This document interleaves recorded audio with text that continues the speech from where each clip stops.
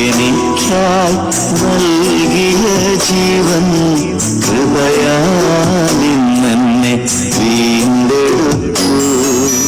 ക്രൂശിൽ എനിക്കായി നൽകിയ ജീവൻ കൃപയാലിന്നെ വീണ്ടെടുത്തു.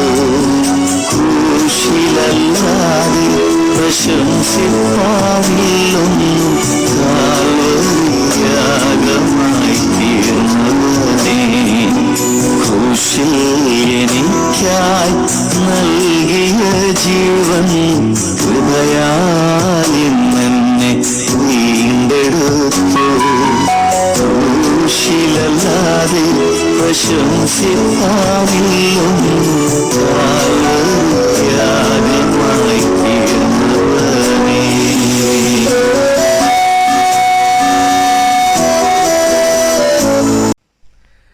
ദൈവവചന ചിന്തകൾ കേൾക്കുന്ന എല്ലാ മാന്യ ശ്രോതാക്കൾക്കും ഒരിക്കൽ കൂടെ ക്രിസ്തീയ വന്ദനം അറിയിക്കുകയാണ്. കൊരിന്ത്യർക്കെഴുതിയ 1 ലേഖനം 14 അധ്യായം 20 വാക്യം.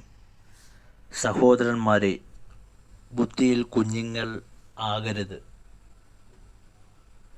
ഈ ദൈവത്തിൻ്റെ വചനത്തിൽ നിന്ന് നമ്മോട് ഓർമ്മപ്പെടുത്തുന്നത്,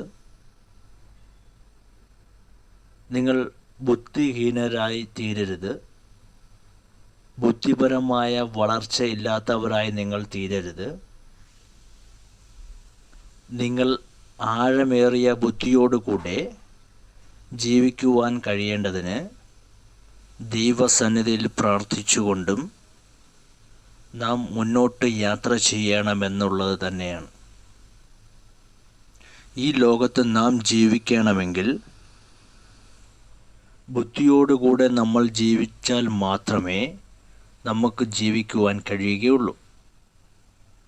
നമ്മുടെ ആത്മീയ ജീവിതത്തിൽ നാം നിലനിൽക്കണമെങ്കിൽ വളരെ ബുദ്ധിയോടുകൂടെ കാര്യങ്ങളെ നാം കൈകാര്യം ചെയ്തെങ്കിൽ മാത്രമേ കഴിയുകയുള്ളൂ. ലൂക്കോസിൻ്റെ സുവിശേഷത്തിലേക്ക് നാം ഒന്ന് കടന്നു പോകുമ്പോൾ, ഒരു പിതാവിന് 2 മക്കളുണ്ടായിരുന്നു. ഇളയ മകൻ ബുദ്ധിയോടെ കാര്യങ്ങൾ ചെയ്യുവാൻ പ്രാപ്തനല്ല എന്ന് മനസ്സിലാക്കിയ പിതാവ്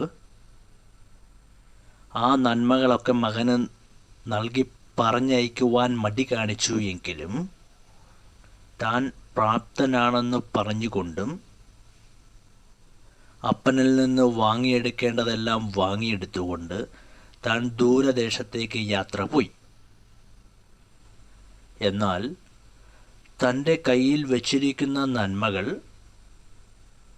എങ്ങനെ കൈകാര്യം ചെയ്യേണ്ട വിധം എങ്ങനെ കൈകാര്യം ചെയ്താൽ മാത്രമേ ജീവിക്കുവാൻ കഴിയുകയുള്ളൂ എന്നും മനസ്സിലാക്കുവാൻ ബുദ്ധിപരമായ വളർച്ച പ്രാപിച്ചിട്ടില്ലായ്ക കൊണ്ടും അവൻ്റെ കൂട്ടുകാരോട് കൂടെ ജീവിച്ചു അതെല്ലാം നഷ്ടമായി പോകുവാനും പിന്നീട് തനിക്ക് ബോധ്യപ്പെടുന്നതിനും കാരണമായി തീരുകയും ചെയ്തു എന്ന് ഗ്രഹിപ്പാൻ കഴിയുന്നുണ്ട്.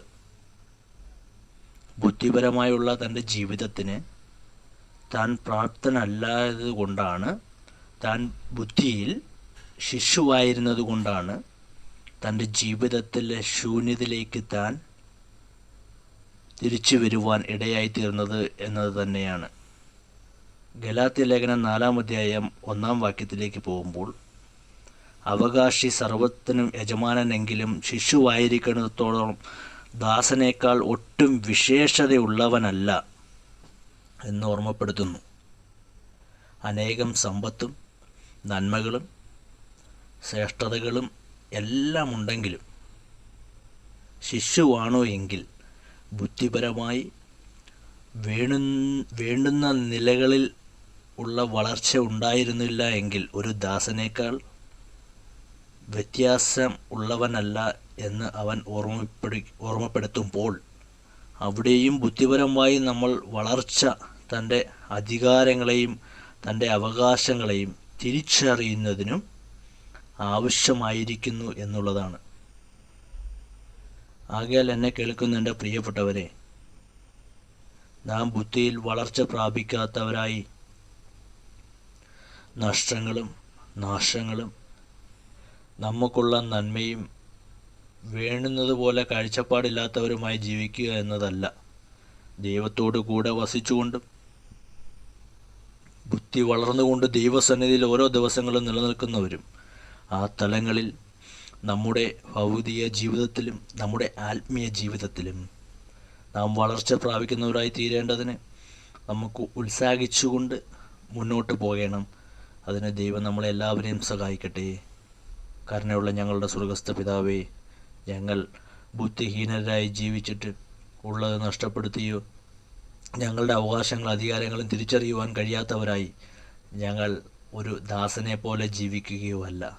ദൈവം ഞങ്ങൾക്ക് നൽകുന്ന ബുദ്ധിയും ഞങ്ങൾ വളർച്ച പ്രാപിച്ചുകൊണ്ടും ദൈവകൃപയിൽ നിലനിൽക്കുവാൻ ഞങ്ങളെ സഹായിക്കണമേ എന്ന് ഞങ്ങൾ പ്രാർത്ഥിച്ചുകൊള്ളുന്നു. ദൈവം അങ്ങനെ ചെയ്യുന്നുണ്ട്. സ്തോത്രം. യേശു കർത്താവിൻ്റെ നാമത്തിൽ തന്നെ. ആമേൻ.